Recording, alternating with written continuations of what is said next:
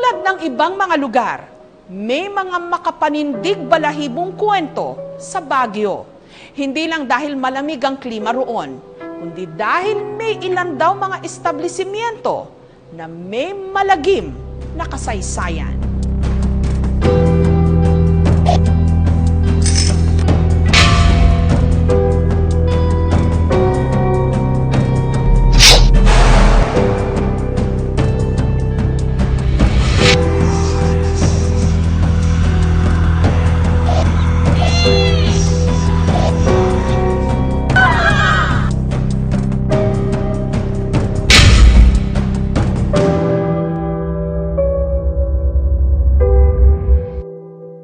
Ako po si Saint Bondok, 25 years old, taga Pangasinan.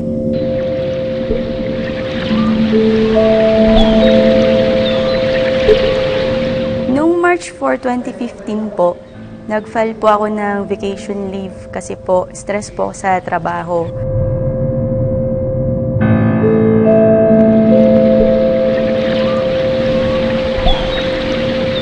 Dalaw po kaming nagpunta dito sa Baguio. Kasi po malamig, tapos maganda po yung ambience.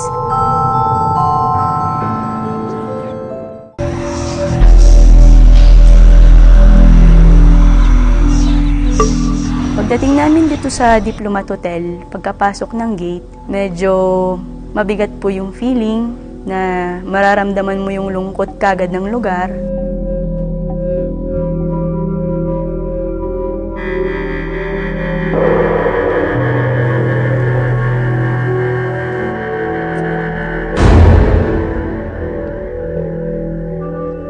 Tapos sobrang tahimik.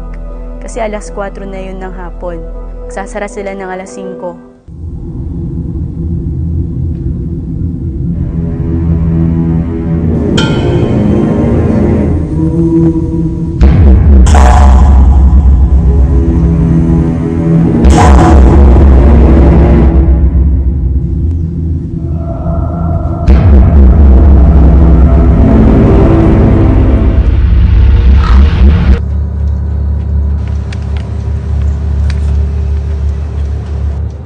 Tara? Teka lang, parang iba yung pakiramdam ko dito eh. Ano ka ba? Magpipicture lang naman tayo, tara na. Ma'am, alas 4 na ho. Last ikot na ho yan. Hanggang alas 5 lang ho kami. Dapat wala na hong tao. Sige po. Sabi po nung guard, bilisan nyo lang po yung pag-ikot o pagbisita po dyan kasi hanggang alas 5 lang po. So, pumasok po ako, nagpaiwan po yung kasama ko sa lobby. Kahit na hindi ko pa po nakita yung mga pictures po sa loob. Na-imagine ko po, anong klaseng buhay o sino-sino yung mga naging comfort women dito. Kung yun ba ay yung mga nakatira lang dito o pinupulot na lang kung saan-saan. Kung anong feeling nila kasi dito na rin sila pumanaw. Tapos po nandun na kami sa loob. Kinuhanan ko po ng video tong lugar, 360 degrees angle po. Pagmula pataas, pababa, para po ipakita sa mga Facebook friends ko po yung itsura nung Diplomat Hotel po dito sa loob. Habang kinukuhanan ko po yung video dito po sa loob, parang ang dami pong nakatitig sa akin na hindi ko po maiwasang hindi tumingin sa mga bintana. Na parang gusto ko na lang po matapos yung pagkuha ko po ng video, kaya saglit lang po yun.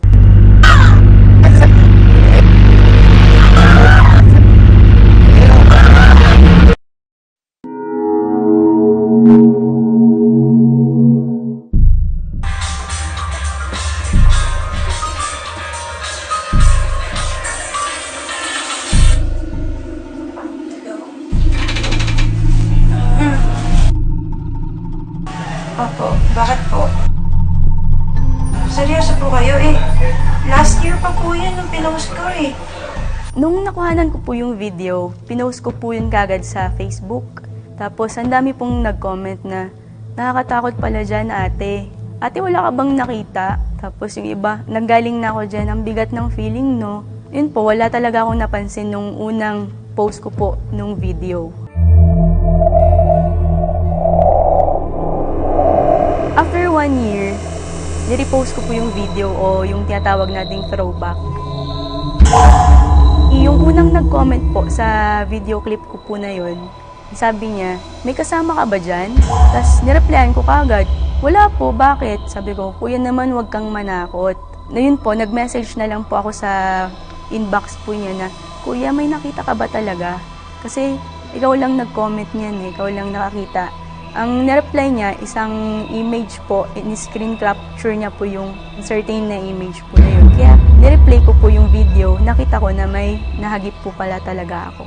Pinost ko po yung video po dun sa isang paranormal activity page po. Tapos ang daming nag-comment na yung image parang nakatalikod na madring malungkot. Na ang dami pong nag-comment na oo nga, na kahit tinignan nila kung edited ba,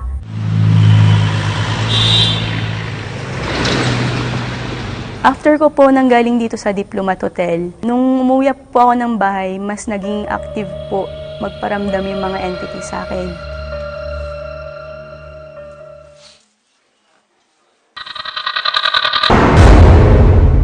Nung pinigit ko po yung mata ko, meron pong humimas sa pako po.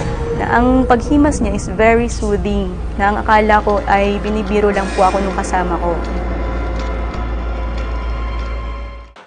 Tapos po may kumatok.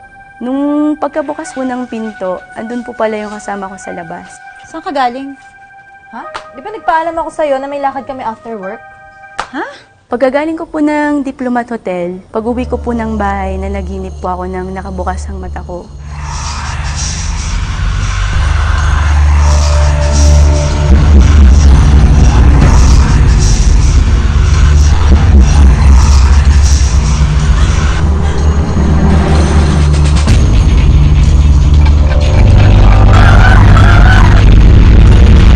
Nahirapan po akong huminga dahil takot po ako dun sa babae nung sinabi niyang dun na lang po ako sa lugar nila at siya na lang po ang papalit dun sa katawan ko po.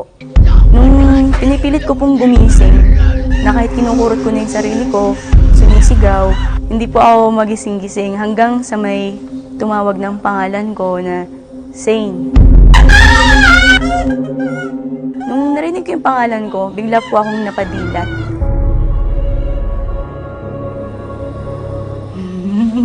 Aglit lang.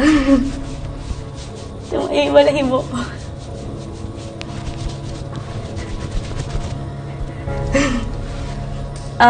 Nakuhanan ko po yung image po sa unang pinto. Ano pakiramdam mo ngayon? Tumayo lahat ng balahibo ko.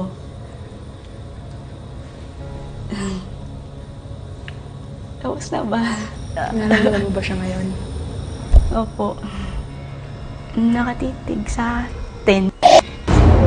Kasi dito naman talaga yung spot niya. Ayan na. Gusto ko nang lumabas. Bakit?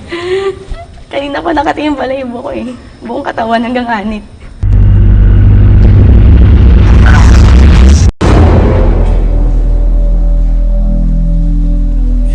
Ako po si Janelle Montero. Pumunta po kami ng Baguio para po umattend po ng YNCA National Congress for College Students. Papunta kami ng Diplomat, parang lumalamig na ng lumalamig. Bali una, nag-picture muna kami. Picture ng picture. Hindi ko namamalayan na feeling ko may mga nakaano sa amin, nakapalibot.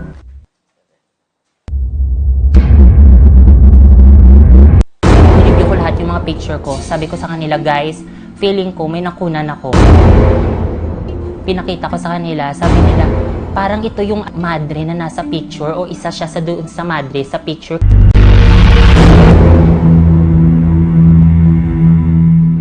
Hi, I'm Andrea Tatad. I'm one of the 2 assistant directors for Diplomat Hotel.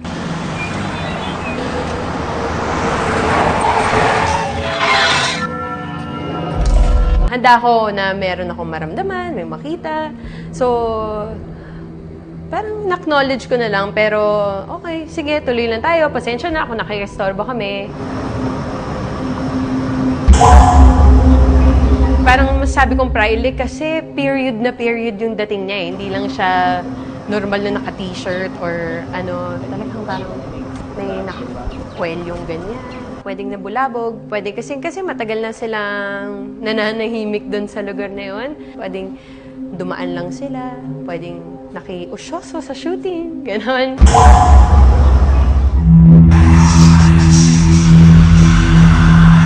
Bumalik po ako noong April 2016 para i-confirm po kung totoo po yung nakuhanan kong video.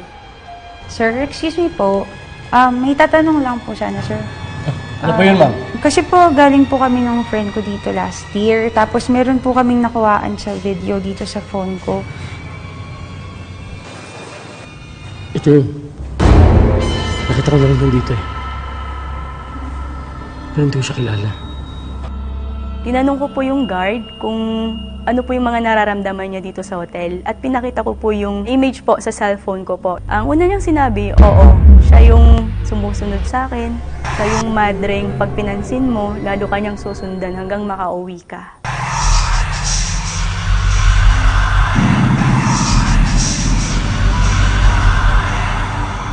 Ako po si Rodrigo E. Pagador Jr., 29 years old. 2 taon na po akong gwardiya at 1 taon na akong nagbantay sa Diplomat Hotel. Teka sir, linawin ko lang. Ang sabi nyo, alas 5 ng hapon, dapat wala ng tao dito. Dapat sarado na. Pagpasok na alas 5, dapat wala ng tao dito. Magdamag talaga ako dito, sir? Oo, kaya mo ba? Oo naman, sir. Trabaho to eh. Nung sinabi po sa akin na mag-duty ako dito sa Diplomat Hotel, medyo nag-alangan po ako at medyo natakot. Kasi nga po may mga kwento-kwento tungkol sa mga multo-multo dito.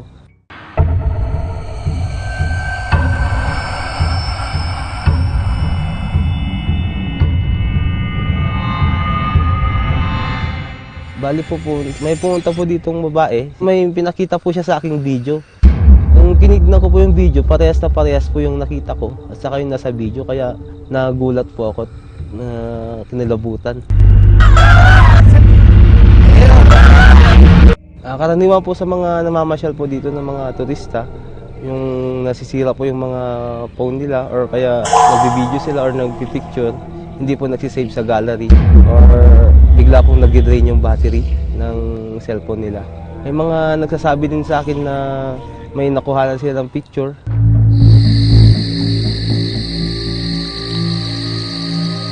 Pag may nagtatanong po sa akin tungkol sa mga naninirahan ditong mga multo, sabi ko lang po, nasanay na po sa tao kasi araw-araw naman po na may namamasyal na po dito. Tsaka parang nakikipaglaro na lang po sila. Tsaka hindi naman po sila nananakit. Sabi po nila may mga nagpapakita daw pong mga bata sa may fountain. Bali yung po yung daw po mga pinugutan ng ulo ng panahon ng hapon.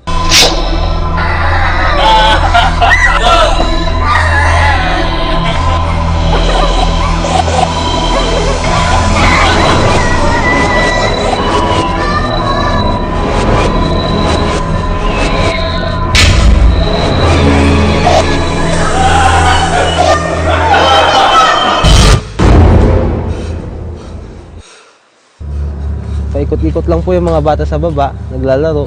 Kasi sabi po nila, yun daw po yung bloody fountain. Marami po kasing mga pinugutan ng ulo. Karamihan po bata sa fountain na yun mamang panahon po ng hapon.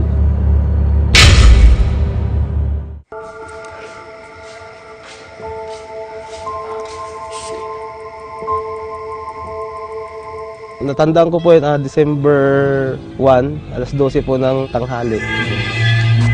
May mga grupo ng mga taga Manila po na namasyal dito. Yung isa po, sabi niya, hindi na daw po siya papasok.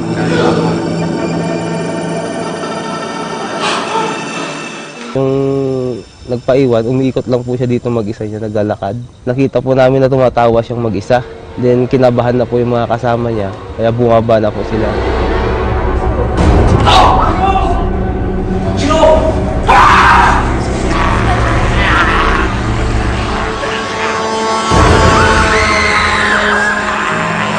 Pagbaba po namin sa may lobby, doon na po nang isa yung isang kasama nila. Then nilabas po namin. Magkahiwalay naming in-interview ang security guard na si Rodrigo at ang propesor na si Charles. Hindi rin ho sila magkakilala. Pero kapansin-pansin ang pagkakatugma ng kanilang mga kwento. It was December 1st. Decision na kami talagang lakarin namin pupuntang Diplomat Hotel. Hindi namin malilimutan yung experience namin na yun. Na akalain namin hindi totoo. Akala namin sa libro or sa TV lamang. Gawa-gawa lamang.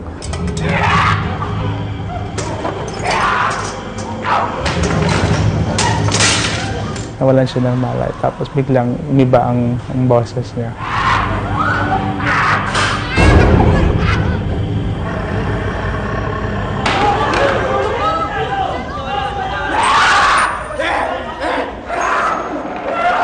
Nagsalita po siya ng masingkit na parang boses babae. Sabi niya, kunin niyo yung laruan ko sa itaas, yung sa rooftop daw po. Sabi ko naman, ano po yung laruan mo? Sabi niya, itim na ribbon.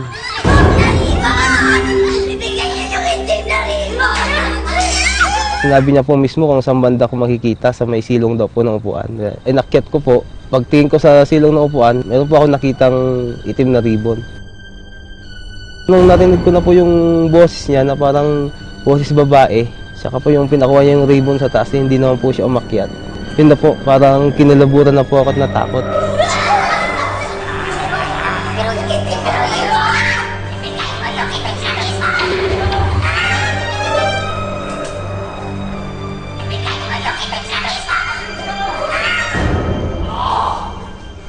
Nung natapos na yung nangyari, yun yung I think nakita namin doon sa second floor na may nagpakita sa bintana na parang batang sumisilip. Close.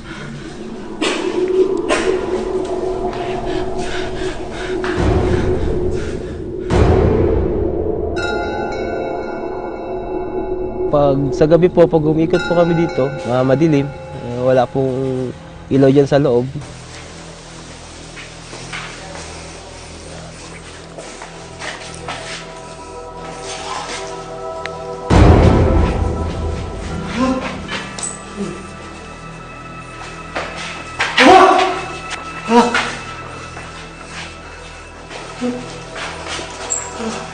Tuwing gabi po, may nagdadabog, may nalalaglag, parang mga kahoy, saka mga semento po. Pag nakarinig po ako ng ganon, chinecheck ko po sa taas, kasama ko po yung isang kasama ko. Bali, wala naman po kaming nakikita. Buwababa na lang po kami kaagad.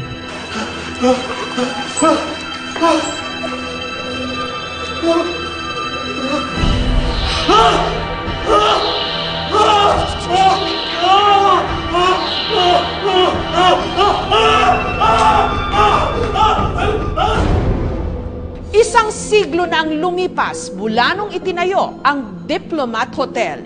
Pero bago raw ito naging hotel, bahay bakasyunan ito ng mga pare at ng mga madre. Ako po si Arturo A. Alhambra. Ako po isang historian po ng Baguio. Kaya maraming umakyat dito sa Baguio na turista dahil ang Baguio po is the summer capital of the Philippines. Bukod dyan, meron din itong mga ghost hunting activities na nangyayari dito sa Baguio. Pero ang pinakasikat na napapasyalan po nila, ito pong Dominican Vacation House or they call it the Dominican Castle. 1913 to 1915, bali 2 years po ito na ginawa po ng mga Dominicans. Maakyat ho sila dito para magbakasyon. Yung mga iba naman, dito na rin ho sila nagre-retire. Hindi lang po pare ang mga nakatira po dito, meron rin ho tayong mga Dominican sisters. Hanggang sa nasalakay ho nila ang Baguio itong mga Hapones. Yung mga pare po at yung madre pinaghiwalay po yan, doon ho nangyari po yung pagpugot ng ulo ng mga pare.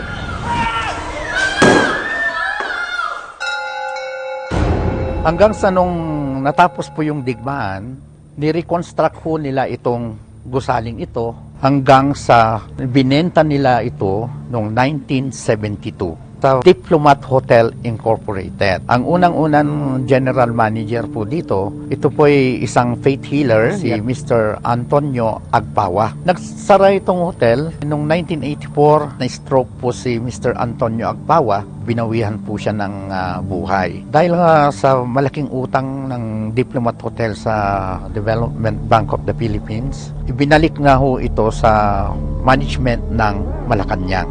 Nung hinawakan po ng Malacanang po ito, naging abandon po itong gusali na ito. Hanggang sa umabot na rin yung earthquake ng July 16, 1990, mas lalong nagkaroon na mas maraming sira. Ako si Ana de la Cruz, isang psychic.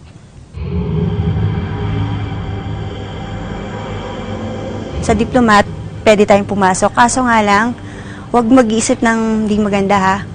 Parang relax lang. Pag may nakita, dasal. Yun lang po. May bata, babae. Nagtatatakbo siya dito. Babae siya. Ganyan siyang kalaki. Dito oh. Nandito siya ngayon. Umiiyak siya. Nahanap niya yung laruan. Ewan ko kung anong laruan. Nakaupo siya. Nakaganon siya. Tapos nakatingin siya sa atin.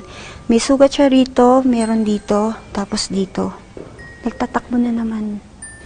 Ito oh, may dalawa ditong madre. Ayan, ito. Yan. May pare, pugot ang ulo, pero hindi niya ulo yung dala niya. Yun ang nagsasalita. Yung madre doon, lagi siyang sumasalubong kapag merong pumapasok dito.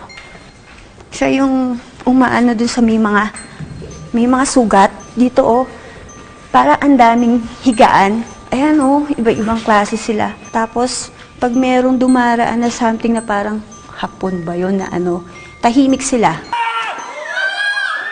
Itong matandang madre na to, pinahirapan siya eh. Nang hapon, pinahirapan siya. Pag sinundan ka, bago ka bumaba sa bahay or pumunta ka sa isang lugar, magpagpag ka. Kung hindi naman makuha sa pagpag, at syempre, takot na takot ka, asin lang, maligo ka ng isang dakot na asin, mawawala na yon. Ang video na nakunan ni Sane at ang mga litrato namang nakunan ni Janelle na di mano nagpapakita ng anino sa Diplomat Hotel, ipinasuri namin. Wala akong nakitang editing sa photo. Pag in-edit yung photo, let's say pinatong yung shadow, ganun, makikita mo yung bleeding. Pag sinave siya, magkakaroon ng bleeding sa ibang edges na iba yung kulay. Questionable siya, pero hindi ko rin masasabing hindi paranormal. Pero pag pinag-uusapan yung pag-edit ng photo, wala akong nakitang editing na fake na pinasok sa photo. For me, totoo siya kasi wala na yung tao dun sa time na yun eh. At saka yung guard, nasa labas siya. Kaya totoo siya yung picture. Unang pumasok sa akin is mold siya sa glass. Parang na-form siya because of shadows ng tree tsaka mold sa glass. Wala akong nakitang paranormal sa ulo na yan. Yung image na yun, pwede din kasing napinta na yun ng utak mo dahil yun yung sinasabi ng maraming tao. Na ano na sa'yo eh, parang sinet up na sa utak mo eh. Pero pwede ding totoo. Yung selfie video naman, noong unang glance, wala akong nakita. Hindi ko nakita yung sinasabing madre sa likod. Pero yan, nung tinuro na sa akin at slinomo, okay, napansin ko nga parang may tao. Kaya lang, pag titingnan mo yung video, treated na siya, hindi na siya yung raw. Even the girl's face, parang the whole thing has been edited, na treatment na siya. Yung final assessment ko sa video is it's fully edited, it's been altered. So hindi na siya ma-verify na paranormal. Video editor po na ginamit ko nun is yung Viva Video Editor po. Which is wala po siyang feature na pwede kang mag-crop ng certain image at i-paste yun sa isang moving clip. Kaya kahit anong gawin nyo, kahit i-download nyo yung certain na app na yun, hindi nyo yun magagawa. Ang hirap kasi i-verify unless binalikan yung place at shinoot ulit. Or sana may iba silang footage. Ang original file po ng video, na-delete ko na po. Dinilit ko na po yun kasi po ang goal ko lang talaga is makita ng mga friends ko yung structure nitong building. Tsaka wala talaga akong nakita.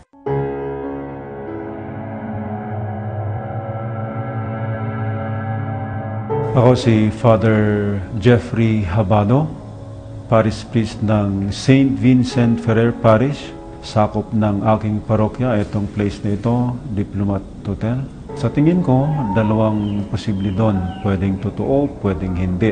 Tayo kasi na mga tao, tayo yung nagkoconnect kasi nga may history. Ang intention ng mga kaluluwa na yan ay hindi para sirain tayo or kung ano yung gagawin na masama sa atin.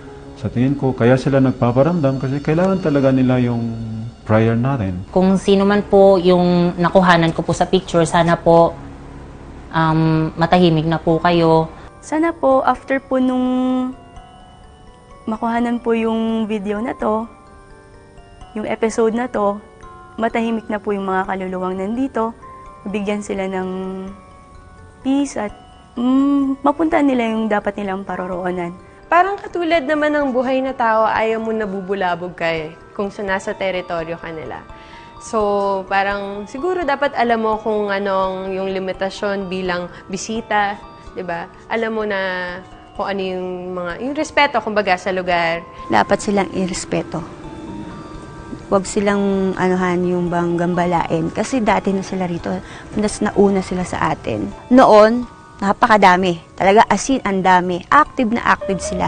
Kasi kaya sila kumonte, sa dami ng taong pumupunta rito, nakakahatak yung ibang tao na kaya sumasama. Pag sumama naman sila, akala nila, yung sinama nila, babalik dito. Hindi. Naiiwan sila kung saan man pumunta yung tao na yun. Ang Diplomat Hotel, hindi dapat katakutan itong lugar na ito. Dahil napakaganda nitong location nito. Makikita nyo po dito yung bird's eye view ng City of Baguio. Kaya open po ito. Open po. Wala ko dapat katakutan. Tapos ginagamit rin po ito na pinagsushootingan.